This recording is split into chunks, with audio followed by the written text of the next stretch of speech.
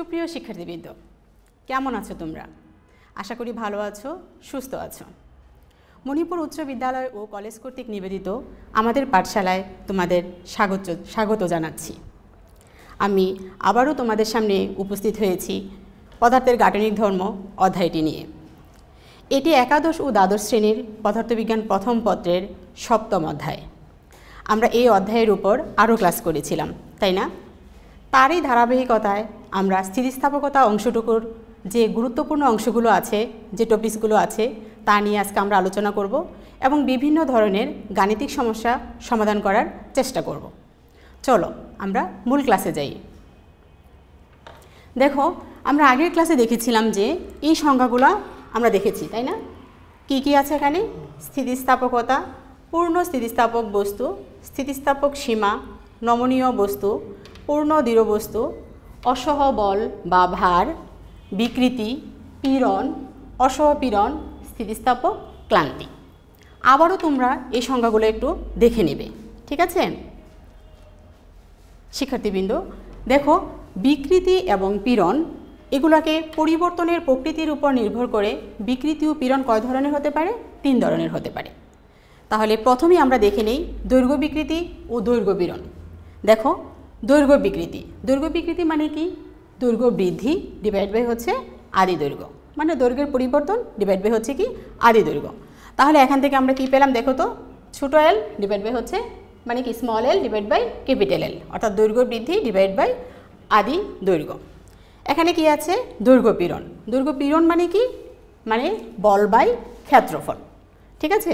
তো তাহলে এখান থেকে আমরা যে বিকৃতি, দেখো দুইটাই কি একই ধরনের রাশির অনুপাত। তাহলে আমরা তো জানি যে বিকৃতির কোনো মাত্রা এবং একক নেই। তাহলে দেখো এখানে আছে কি? পীড়ন সমান সমান কি? দেখো কি আছে? F by A. তাহলে কি হইতে পারে এককটা? Newton per metre square. আবার এখানে আমরা নিউটনকে ভাঙতে পারি না? হ্যাঁ, নিউটনকে ভাঙলে আমরা পাচ্ছি KG metre per second square. এখানে আরেকটা পার মিটার স্কোয়ার আছে, তাহলে কি হলো? KG per metre per second, ঠিক আছে? এছাড়াও আমরা কি নিউটন পার মিটার স্কোয়ারকে কি লিখতে পারি? প্যাসকেল লিখতে পারি। তাহলে এই এককগুলো আমরা দেখলাম পীড়নের।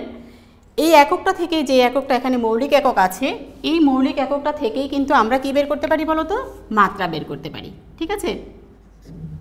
তাহলে মাত্রাটা কি বের করবো বলো? M L inverse 1 T inverse 2। তাহলে আমরা দেখতে পেলাম যে পীড়নের এককগুলো সম্পর্কে আমরা অবহিত হলাম, মানে আমরা জানলাম। তারপর আমরা মাত্রাটা সম্পর্কেও আমরা জানলাম। আশা করি এটা তোমাদের মনে থাকবে। এখন দেখো, আমরা দেখব আয়তন বিকৃতি ও আয়তন পীড়ন। ঠিক একইভাবে আমরা দেখব কি আয়তনের পরিবর্তন ডিভাইড বাই হচ্ছে কি আদি আয়তন, আর পীড়ন সমান সমান কি? এফ বাই এ। এখন আসো আমরা দেখি ব্যাবর্তন বিকৃতি ও ব্যাবর্তন পীড়ন। এগুলাকে আমরা মোচড় পীড়ন, মোচড় বিকৃতি বলে থাকি, তাই না? দেখো, ব্যাবর্তন বিকৃতি এখানে থিটা ইজ ইকুয়ালস টু কি আছে? এক্স বাই এল, অর্থাৎ এই যে সরণটুকু আছে, আর কি আছে এখানে? কি আছে? বাহুর দৈর্ঘ্য, তাই না?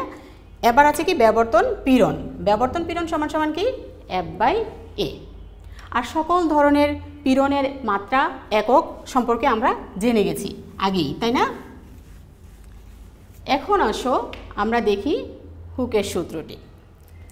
স্থিতিস্থাপক সীমার মধ্যে বস্তুর পীড়ন এর বিকৃতির সমানুপাতিক। কি বিকৃতি সমানুপাতিক? পীড়ন। তাহলে আমরা কি বলবো?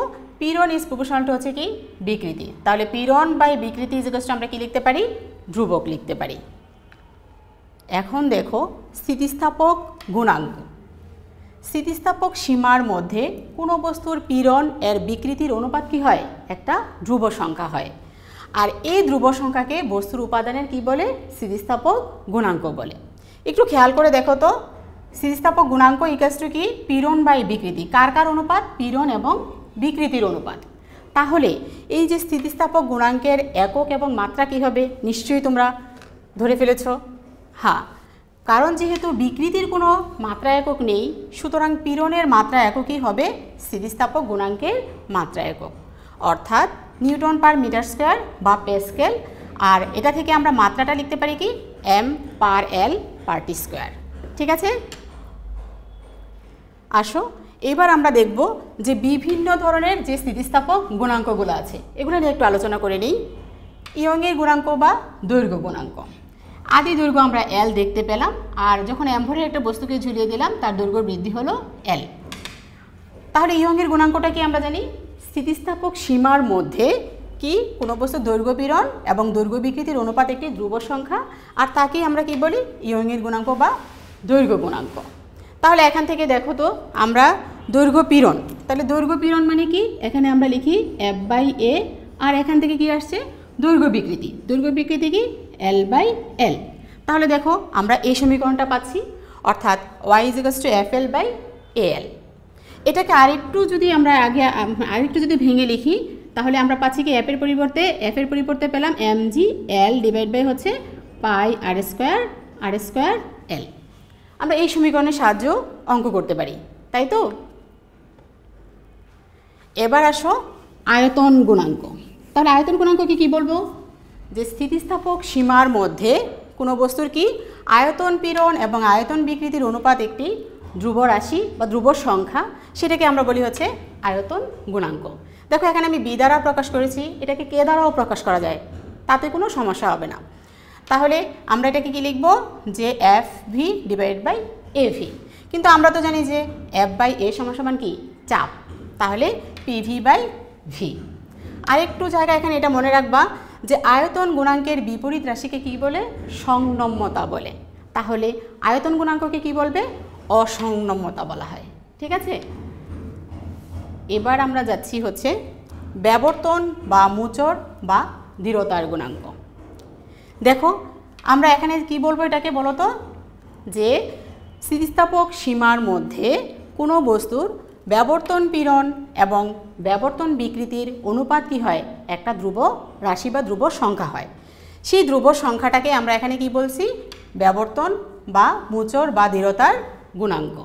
তাহলে এখানে দেখো ব্যাবর্তন পীড়ন সমান তো আমরা জানি এফ বাই এ, আর ব্যাবর্তন বিকৃতি সমান আমরা জানি কি? থিতা। তাহলে এখানে কি হলো? এফ বাই এ থিতা। আবারও আমরা থিতা ইজ ইকুয়ালস টু একটু আগে কি পড়ে আসছি বলো তো? হ্যাঁ, থিতা ইজ ইকুয়ালস টু পড়ে আসছি কি?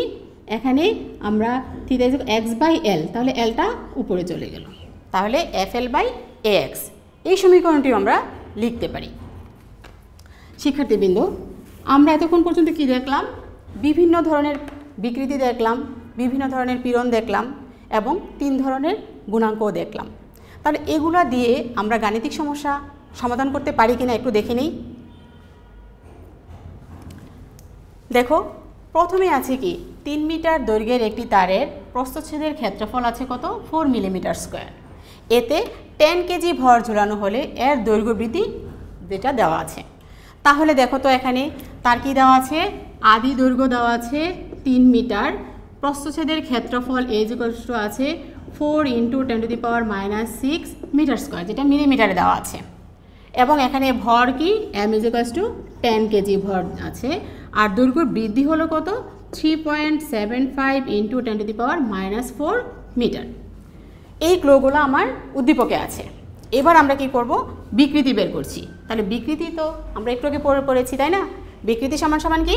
আমরা লিখবো যে এখানে এল বাই এল। দেখো তো এল আছে, আদি দৈর্ঘ্য আছে, তাহলে এখান থেকে আমরা বিকৃতির মানটা বের করে ফেলতে পারি। নিশ্চয়ই তোমাদের কাছে ক্যালকুলেটর আছে, তোমরা এগুলার সলিউশনগুলো বের করো, মানগুলো বের করো। এবার দেখো পীড়ন সমান হচ্ছে কি? F by A. তাহলে এখানে ভরের মান দেওয়া আছে, তাই না? ভরের মান দেওয়া আছে, ভর থেকে আমরা কি বের করতে পারি? মানে ভরটা, তাহলে এমজি এখানে বসিয়ে দিতে পারি, আর এর মান তো সরাসরি দেওয়া আছে, তাহলে এর মান বসিয়ে দিয়ে আমরা কি করতে পারি? পীড়নটাকেও বের করতে পারি। ঠিক আছে, এইবার দেখো ইয়ংয়ের গুণাঙ্ক বের করতে বলেছে। তাহলে এই বিকৃতি এবং পীড়ন মানে কি? দৈর্ঘ্য পীড়ন আর দৈর্ঘ্য বিকৃতি তো, তাই না? তাহলে আমরা ইয়ংয়ের গুণাঙ্ক তো আমরা জানি কি? দৈর্ঘ্য পীড়ন ডিভাইড বাই হচ্ছে দৈর্ঘ্য বিকৃতি। তাহলে এখান থেকে আমরা কিন্তু দুইটা থেকে রেজাল্ট যেটা আসবে সেটা থেকে আমরা ইয়ংয়ের গুণাঙ্কটাকে বের করে ফেলতে পারি। হ্যাঁ, যদি তুমি আগে এই দুইটা প্রশ্ন যদি আগে করা না হতো, তখন তুমি চাইলে তোমার যে সূত্র আমরা যেটা বের করেছি এফ এল বাই এ এল, এই সূত্র দিয়েও আমরা ডিরেক্ট অঙ্কটাকে করতে পারি। এবার দেখো আমরা দেখব আরেকটা নিয়মের অঙ্ক দেখছি এখানে। দেখো প্রমাণ চাপে, তাহলে প্রথম যে চাপ P1 is equals to 1.0 into 10 to the power 5 newton per metre square এবং একটি পাত্রে 4000 সিসি কেরোসিন আছে, তাহলে এখানে V1 equals to 4000 into 10 to the power -6 কি মিটার কিউব। তারপরে বলছে যখন পাত্রের ছিপিটি কিছুটা ভেতরের দিকে ঠেলে দেওয়া হয় তখন কেরোসিনের উপর প্রযুক্ত চাপ বৃদ্ধি পেয়ে অর্থাৎ পরের চাপ যেটা P2 is equals to 4.9 into 10 to the power 5 newton per metre স্কোয়ারটা দেওয়া আছে এবং তখন আয়তন কত হলো, আয়তন যেটা আছে V2 is equals to 399 into 10 to the power কি লিখবো আমরা -6 মিটার কিউব। তাহলে এই মানগুলো আমার কি কোথায় আছে, উদ্দীপকে আছে। তাহলে এবার আমাদেরকে যে আয়তন বিকৃতি বের করতে বলেছে, আমরা তো জানি যে আয়তন বিকৃতি হচ্ছে কি আয়তন হ্রাস ডিভাইড বাই হচ্ছে আদি আয়তন। তাহলে এখানে আদি আয়তন কোনটা, এইটা আদি আয়তনটাকে বসিয়ে দেব এবং আয়তনের পরিবর্তন মানে কি V ইজ ইকুয়ালস টু আমরা V2 মাইনাস V1 দিয়ে যেটা আমরা পাবো সেই মানটাকে এখানে বসিয়ে দিলে আমাদের আয়তন বিকৃতির মান চলে আসবে। এইবার দেখো আয়তন গুণাঙ্ক বের করতে বলেছে, দেখো তো একটু খেয়াল করে চাপ কত আছে, তাহলে চাপ P ইজ ইকুয়ালস টু কী করবো আমরা P2 মাইনাস P1, তাহলে তো মোট ক্রিয়াশীল যে চাপটা আছে এখানে সেই চাপটা আমরা এখানে পেয়ে যাচ্ছি। তাহলে এই ইকুয়েশনটা থেকে যদি আমরা বের করি তাহলে কি লিখব PV বাই V, একটু আগেই তো আমরা দেখে আসলাম সমীকরণটাকে। তাহলে এখানে আমাদের সব মান আছে কিনা দেখো তো, হ্যাঁ সব মান আছে, সুতরাং আমরা এখান থেকেও কি করতে পারি মানগুলো বের করতে পারি। আশা করি তোমরা বুঝতে পেরেছো। এবার আসো আমরা আরেকটা অঙ্ক দেখি। দেখো 0.1 মিটার বাহু বিশিষ্ট অ্যালুমিনিয়ামের তৈরি একটি ঘনকের কোনো তলে 89.67 into 10 to the power 5 Newton আকার পীড়ন সৃষ্টিকারী স্পর্শনী বল প্রয়োগ করলে বিপরীত স্থির তলের সাপেক্ষে তলটির 3.05 into 10 to the power -3 metre সরণ ঘটে। এটা হচ্ছে উদ্দীপক। তাহলে এখান থেকে যদি আমি দেখি কি কি দেওয়া আছে, বাহু, তাহলে বাহুর দৈর্ঘ্যটা আছে কত 0.1 মিটার। এবার বলের মান কত আছে এখানে F is equals to 89.67 into 10 to the power 5 Newton.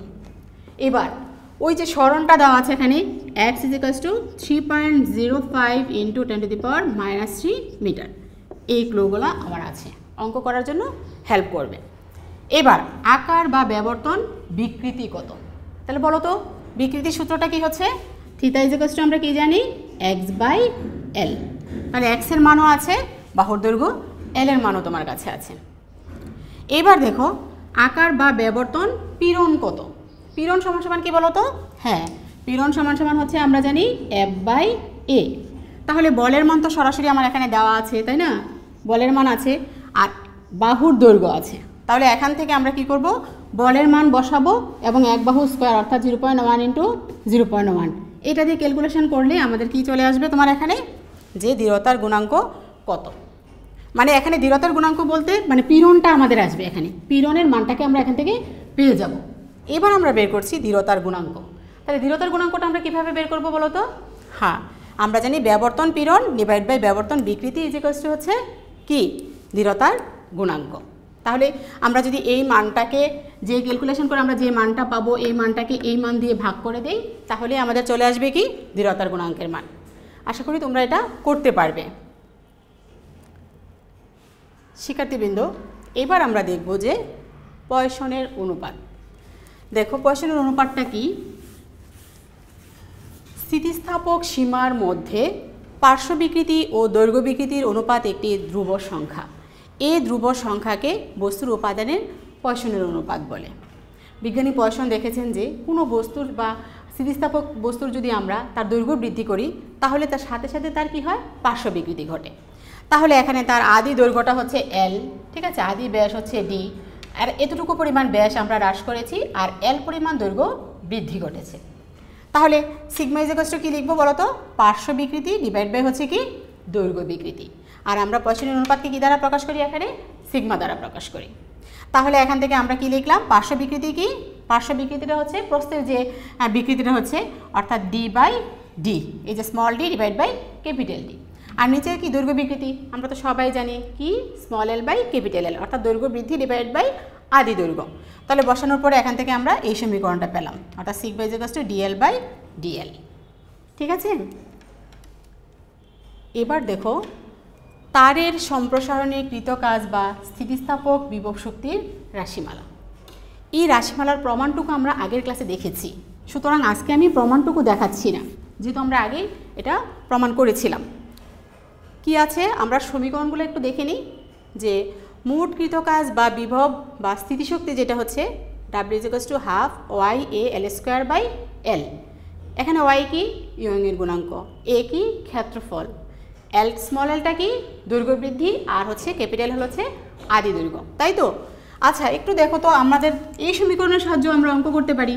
এছাড়াও দেখো আমি এই সমীকরণটা থেকে আরেকটু যদি আগাই, দেখা যাচ্ছে যে আমরা এখান থেকে দেখতে পাচ্ছি হাফ ওয়াইয়ের পরিবর্তে আমরা লিখতে পারি কি F L by A L into এখানে আর কি রয়ে গেছে এল স্কোয়ার বাই এল। ঠিক আছে, তাহলে এখানে এ এল স্কোয়ার বাই এল, এখান থেকে আমরা কি দেখতে পাচ্ছি দেখো তো হাফ এফ এল। এই আরেকটা সমীকরণ আমরা এখান থেকে পাচ্ছি। অর্থাৎ যখন যেখানে আমাদের যে মান দেওয়া থাকবে সেই মানের অনুসারে আমরা সমীকরণগুলো ব্যবহার করব। বুঝতে পেরেছি? এবার পরের সমীকরণটাতে দেখো কি বলেছে এখানে, একক আয়তনে সঞ্চিত শক্তি বা কৃতকাজ। একক আয়তনে সঞ্চিত শক্তি বা কৃতকাজ। দেখো আমরা একক আয়তনে বলেছি, তাই টোটাল যে কাজটুকু ছিল ওই কাজটাকে আমরা কি করলাম বা স্থিতিশক্তিটাকে আমরা কি করলাম আয়তন দ্বারা ভাগ করে দিলাম। তাহলে আয়তন দ্বারা ভাগ করে দিলে দেখো এখানে তোমার আমরা জানি ভি ইজ ইকুয়াল টু কি এ এল, তাহলে এ আর এ কিন্তু চলে যাচ্ছে, কাটাকাটি চলে যাচ্ছে। তাহলে এখান থেকে আমরা পেলাম কি half Y L square by L square. ঠিক একইভাবে আগের সমীকরণটা আমরা যেরকমভাবে লিখেছি এখানেও আমরা লিখতে পারি। দেখো হাফ ওয়াইয়ের পরিবর্তে আমরা লিখতে পারি কি F L by A L into আমরা লিখতে পারি কি L square by L square. তাহলে এটাকে থেকে লেখা যায় half into F by A into L by L. আমরা তো জানি এফ বাই এ কি পীড়ন, এল বাই এল কি বিকৃতি, সুতরাং আমরা এটাকে লিখতে পারি কি U is equals to half into পীড়ন ইন্টু বিকৃতি। আশা করি তোমরা সূত্রগুলো ভালো করে মনে রেখেছো এবং ভালোভাবে বুঝতে পারছো। এখন আমরা যে পয়সনের অনুপাত এবং এই যে স্থিতিস্থাপক বিভব শক্তি যেটা আছে এটা দিয়ে একটা গাণিতিক সমস্যা একটু দেখে নিই। দেখো এখানে কি বলা আছে, 4 মিলিমিটার স্কোয়ার প্রস্থচ্ছেদ বিশিষ্ট এবং 2.5 মিটার দৈর্ঘ্যের একটি ইস্পাতের তারকে টেনে 2.5 মিলিমিটার দৈর্ঘ্য বৃদ্ধি করা হলো।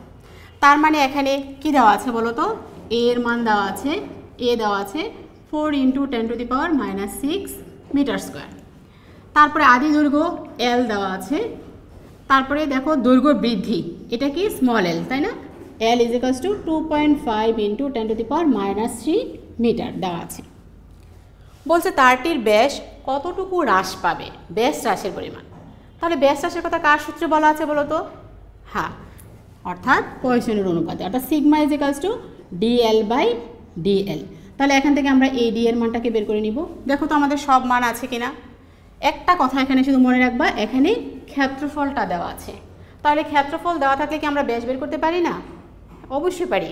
তাহলে এখান থেকে তোমরা ব্যাসটাকে বের করে নিবে, নিয়ে তারপর এখানে বসালেই তোমার কী মান ব্যাস হ্রাসের মান বের হয়ে যাবে। এখানে যদি ব্যাস না বলে ব্যাসার্ধ বলতো তাও তো আমরা বের করতে পারতাম, তাই না? টান টান করা অবস্থায় তারটিতে সঞ্চিত স্থিতিশক্তি নির্ণয় করো। কী বের করতে বলেছে? সঞ্চিত স্থিতিশক্তি। একটু খেয়াল করে দেখো, আমরা একটু আগে যে সমীকরণটা দেখে আসছি আমাদেরকে, তাহলে হাফ কি লিখবো Y A L square by L. দেখো এখানে কি দেওয়া আছে, ইয়ংয়ের গুণাঙ্কের মানটা দেওয়া আছে, ইয়ংয়ের গুণাঙ্ক দেওয়া আছে, তোমার ক্ষেত্রফল দেওয়া আছে, এখানে তুমি যে অঙ্কের জন্য যে অ্যাপেলের ক্ষেত্রফলটা আছে, তারপরে দৈর্ঘ্য বৃদ্ধি আদি দৈর্ঘ্য সব মান আছে। এবার মানগুলো বসাবে আর ক্যালকুলেটর দিয়ে তার অ্যান্সারটা বের করে নেবে। ঠিক আছে শিক্ষার্থীবৃন্দ, আমরা এই অধ্যায়ের স্থিতিস্থাপকতা অংশটুকু পড়ার ক্ষেত্রে যে যে ধ্রুবকগুলো পেলাম নিশ্চয়ই তোমাদের মনে আছে ধ্রুবকগুলোর কথা। কি কি ধ্রুবক পেয়েছি এখানে আমরা? হ্যাঁ, ইয়ংয়ের গুণাঙ্ক পেয়েছি যেটাকে আমরা ওয়াই দ্বারা প্রকাশ করেছি, দৃঢ়তার গুণাঙ্ক পেয়েছি, আয়তন গুণাঙ্ক পেয়েছি এবং পয়সনের অনুপাত পেয়েছি। এদের মধ্যে কিছু সম্পর্ক আছে। এই সম্পর্কগুলো নিয়ে আমরা একটু আলোচনা করে নিই। দেখো মানে ইয়ংয়ের গুণাঙ্ক, আয়তন গুণাঙ্ক এবং পয়সনের অনুপাতের মধ্যে যে সম্পর্কটা সেটা হচ্ছে কি y = 3k1 - 2 সিগমা। ইয়ংয়ের গুণাঙ্ক, তারপরে কি দৃঢ়তার গুণাঙ্ক, পয়সনের অনুপাতের মধ্যে যে সম্পর্ক সেটা হচ্ছে y = 2 ইটা 1 + সিগমা। তারপরে দেখো আয়তন গুণাঙ্ক, তারপরে দৃঢ়তার গুণাঙ্ক, পয়সনের অনুপাতের মধ্যে যে সম্পর্ক সেটা হচ্ছে কি সিগমা = 3k - 2 ইটা / 6k + 2 ইটা। তারপরে আছে দেখো ইয়ংয়ের গুণাঙ্ক, আয়তন গুণাঙ্ক এবং দৃঢ়তার গুণাঙ্কের মধ্যে যে সম্পর্কটা আছে সেটা হচ্ছে 9/y = 1/k + 3/, এটা তোমরা আরও একবার মানে এই সম্পর্কগুলো একটু দেখে নিবে, তাহলে মনে থাকবে। এই সূত্রগুলো দিয়ে কিভাবে আমরা অঙ্ক করব একটু দেখি। কোনো পদার্থের ইয়ংয়ের গুণাঙ্ক দেওয়া আছে, দেখো এটা কার মান দেওয়া আছে, y এর মানটা দেওয়া আছে এবং পয়সনের অনুপাতটা দেওয়া আছে। এবার ওই পদার্থের আয়তন বিকৃতি গুণাঙ্ক, মানে এক কথায় আয়তন গুণাঙ্কটা আমরা বের করব। তাহলে আয়তন গুণাঙ্কটা কি, তাহলে এখানে আছে কি y = 3k1 - 2 সিগমা। তাহলে আমাদেরকে কী বের করতে বলেছে, কে এর মানটা বের করব। তাহলে k = y / হচ্ছে কত 3 - 2 সিগমা। আমাদের সব মান আছে এখানে, এই যে y এর মানও আছে, সিগমার মানও আছে, সুতরাং কোনো সমস্যা হওয়ার কথা না। এবার পরের অঙ্কটাতে দেখো দৃঢ়তার গুণাঙ্ক বের করতে বলেছে, অর্থাৎ ইটার মানটা আমরা এখান থেকে বের করছি যে ইটা = কি y/2 1 + সিগমা। সব মানই তো আছে আমার কাছে, তাই না? তাহলে আমরা এটা দিয়ে কি করতে পারি, অ্যান্সারগুলো বের করে ফেলবো। ঠিক আছে, এইবার আমরা দেখব আরেকটা অঙ্ক। এখান থেকে আমরা দেখি একটি তারের উপাদানের দৃঢ়তার গুণাঙ্ক দেওয়া আছে, দৃঢ়তার গুণাঙ্ক আছে আর আছে কি পয়সনের অনুপাতটা আছে। তোমাকে বের করতে বলেছে কি এখান থেকে, হ্যাঁ ইয়ংয়ের গুণাঙ্ক বের করতে বলেছে। দেখো সরাসরি সূত্রেই তো আছে এখানে y = 2 ইটা 1 + সিগমা। আমার কাছে y আছে, সিগমা আছে, পয়সনের অনুপাতটা আছে, তো সুতরাং আমরা এখানে মান বসাইলেই তো হয়ে গেল, আর ক্যালকুলেটরে আমরা তার রেজাল্টটা বের করে ফেলব। শিক্ষার্থীবৃন্দ, এবার আমরা যেতটুকু পড়লাম তার মধ্য থেকেই কিছু গাণিতিক সমস্যা দেখব। ঠিক আছে, অর্থাৎ আমরা সৃজনশীল কোশ্চেন থেকে কিভাবে অ্যান্সার করতে পারি সেটা আরেকটু ভালোভাবে ক্লিয়ার হয়ে নিই। সমান দৈর্ঘ্যের দুটি তারের ব্যাস 2 মিলিমিটার এবং 3 মিলিমিটার। দেখো সমান দৈর্ঘ্যের, তাহলে সমান দৈর্ঘ্য যদি বলে L1 = L2 = L আমি লিখতেই পারি। তারপরে ব্যাস D1 = কত 2 মিলিমিটার, অর্থাৎ 2 × 10⁻³ মিটার।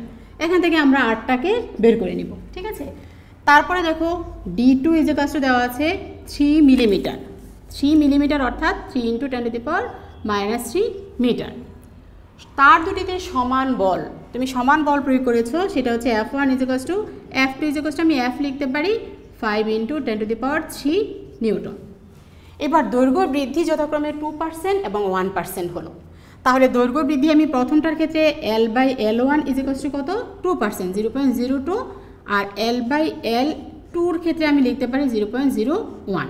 ঠিক আছে, এবং দ্বিতীয় তারের ক্ষেত্রে তোমার সিগমার মান দেওয়া আছে 0.5। এই হচ্ছে উদ্দীপক। তোমার অঙ্ক করার জন্য যা যা লাগবে সবই এখানে আছে। সুতরাং আমরা দেখি অঙ্কগুলো করতে পারি কিনা। প্রথম তারটির ইয়ংয়ের গুণাঙ্ক নির্ণয় করো। প্রথম তারের ইয়ংয়ের গুণাঙ্ক, অর্থাৎ আমাদের কাছে সমীকরণ আছে, সূত্র আছে, অর্থাৎ FL/AL।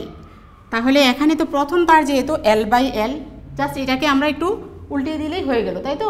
তাহলে এখান থেকে আমরা মানটাকে বসাইতে পারবো। আর F এর মান তো সরাসরি আছে, আর প্রথম তারের ক্ষেত্রে ব্যাসার্ধ বের করে নিয়েছি, সুতরাং প্রথম তারের ক্ষেত্রে আমরা ক্ষেত্রফলটাকে বের করতে পারছি, তাই তো? আচ্ছা, এবার প্রথম তারটির একক আয়তনে সঞ্চিত শক্তি বের করতে বলেছে। তাহলে প্রথম তারের একক আয়তনে আমরা সবাই জানি যে U = কি y/L²/L²। প্রথমে তো আমি y এর মান বের করে নিয়েছি, তো সুতরাং এখানে তো আর কোনো সমস্যা হওয়ার কথা না। এইবার দেখো দ্বিতীয় তারটির ব্যাসার্ধ কতটুকু হ্রাস পাবে। দেখো দ্বিতীয় তারের ক্ষেত্রে কিন্তু সিগমার মানটা দেওয়া আছে, তাহলে সিগমার মান যদি দেওয়া থাকে তাহলে সিগমা = dl/dl। কি পারবো না? হ্যাঁ, এটাও আমরা বের করে নিতে পারবো। এখানে ব্যাসটা বের করব, তারপরে ব্যাসার্ধটাকে বের করে নিব 2 দ্বারা ভাগ করে, তাই না? কোন তারটি বেশি স্থিতিস্থাপক, গাণিতিকভাবে বিশ্লেষণ করো। স্থিতিস্থাপকতা কার বেশি সেটা আমরা কি দিয়ে বের করি? ইয়ংয়ের গুণাঙ্ক বের করে। অর্থাৎ দুইটা তারের ক্ষেত্রে আমরা ইয়ংয়ের গুণাঙ্ক বের করব, যে তারের ইয়ংয়ের গুণাঙ্ক বেশি সেই তারটি বেশি স্থিতিস্থাপক। আশা করি তোমরা অঙ্কটা ভালোভাবে বুঝতে পেরেছো। এবার দেখি আমরা আরেকটা অঙ্ক দেখি। দেখো এখানে আছে কি এ ও বি দুটি তারের ক্ষেত্রে যে যে মান দরকার সবগুলো মানই আমার ছকে দেওয়া আছে। তাহলে এই যে স্থিতিস্থাপক ক্লান্তি কাহাকে বলে, ওই সংজ্ঞাগুলো যে গত ক্লাসে পড়েছিলে আগের ক্লাসে, সেখান থেকে সংজ্ঞাটা লিখবে। তারপরে তামার পয়সনের অনুপাত, কারণ পয়সনের অনুপাত সম্পর্কে আমরা জেনেছি, সুতরাং পয়সনের অনুপাত 0.33 বলতে কী বোঝো এটাও আমরা লিখতে পারবো। তারপরে যে অঙ্কটা আছে এ তারের পয়সনের অনুপাত নির্ণয় করো। দেখো একটু খেয়াল করে যে তোমার যে এখানে এ তার, হ্যাঁ এ তার, এই এখানে একটু খেয়াল রাখবা যে এই মিলিমিটার মিলিমিটার মিলিমিটার মিলিমিটারগুলোকে তুমি মিটারে নিয়ে যাবা, এখানে একটা তোমার খেয়াল রাখার বিষয়। আর হচ্ছে কি তুমি দেখো এ তারের পয়সনের অনুপাত অর্থাৎ sigma, sigma is equals to DL by DL, এই সূত্রটা দিয়ে আমরা বের করছি। তাহলে এটা আছে কিসে? এ তারের ক্ষেত্রে এটা দৈর্ঘ্য আছে মিটারে আছে, এটাকে আমরা ইন্টু 10⁻³ করে নেব। এটা কি জুল, বিভব শক্তি দেওয়া আছে তাই না, মানে সঞ্চিত শক্তিটা যেটা আছে। আর এটাকে আমরা 10⁻³ করব, আর এটা ব্যাস রাশটাকেও আমরা কি করব 10⁻³ করে এটাকে কিসে নিয়ে গেলাম? আমরা এটাকে মিটারে নিয়ে গেলাম, প্রত্যেকটাকে আমরা কিসে নিয়ে গেলাম? মিটারে নিয়ে গেলাম, তাই তো। এবার আমরা এখান থেকে কি করব? অ্যান্সারটা বের করব। পরেরটাতে দেখো বলছে উদ্দীপকের তথ্যানুসারে কোন তারটি ইস্পাতের তৈরি। দেখো এখানে একটা এক্সট্রা ক্লু হিসেবে তোমাকে দিয়ে দিছে কি, যে বিশুদ্ধ ইস্পাতের ইয়ংয়ের গুণাঙ্ক হচ্ছে 2 × 10⁻11 Nm/m²। তাহলে আমরা এখান থেকে কি বের করব? ইজিলি আমরা বুঝে গেছি যে দুইটার ক্ষেত্রে ইয়ংয়ের গুণাঙ্ক বের করতে হবে। ইয়ংয়ের গুণাঙ্ক বের করার পরে যার ইয়ংয়ের গুণাঙ্ক এই 2 × 10⁻11 আসবে তারই তো কী হবে? সেটাই হবে ইস্পাতের তৈরি। তবে এখানে তোমার একটা খেয়াল করার বিষয় হচ্ছে তোমার এখানে কি দেওয়া আছে? এই যে স্থিতিশক্তিটা দেওয়া আছে, ঠিক আছে। তাহলে আমরা এখানে যে ওয়াইয়ের মানটা যেটা বের করব আমরা কোন সূত্রের সাহায্যে বের করব বলো তো? অর্থাৎ W = ½ YAL²/L। এখান থেকে আমরা কি বের করতে পারি? এই ওয়াইটাকে বের করতে পারি। অর্থাৎ এ তারের ক্ষেত্রে বের করব এবং বি তারের ক্ষেত্রে বের করব। বুঝতে পেরেছি? তাহলে এ এবং বি দুইটা তারের ক্ষেত্রে বের করার পরে আমরা কম্পেয়ার করব যে কোনটার ক্ষেত্রে 2 × 10⁻11 Nm/m² আসলো। আশা করি তোমরা বুঝতে পেরেছো যে সরাসরি বল দেওয়া থাকলে আমরা একটা সূত্র ইউজ করতেছি, আর হচ্ছে বিভব শক্তি থাকলে আমরা আরেকটা সূত্র ইউজ করতেছি, তাই তো। তো সুতরাং আমি আশা করব যে তোমরা অঙ্কটাকে করতে পারবে। আর শুধুমাত্র এককগুলোকে একটু খেয়াল রাখবে যে কিসে আছে, মিলিমিটার, মিটার, সেন্টিমিটার, এগুলোকে একটু কনভার্ট করে ঠিকঠাক মতো মান বসাবে। এই বাড়ির কাজটা সবাই করে নিবে, ঠিক আছে। করে তোমরা প্র্যাকটিস করবে ভালোভাবে। আশা করি ক্লাসটি তুমি ভালোভাবে বুঝতে পেরেছো এবং আগামী ক্লাসে আবার দেখা হবে। সেই পর্যন্ত সবাই ভালো থাকো, সুস্থ থাকো। সবাইকে ধন্যবাদ।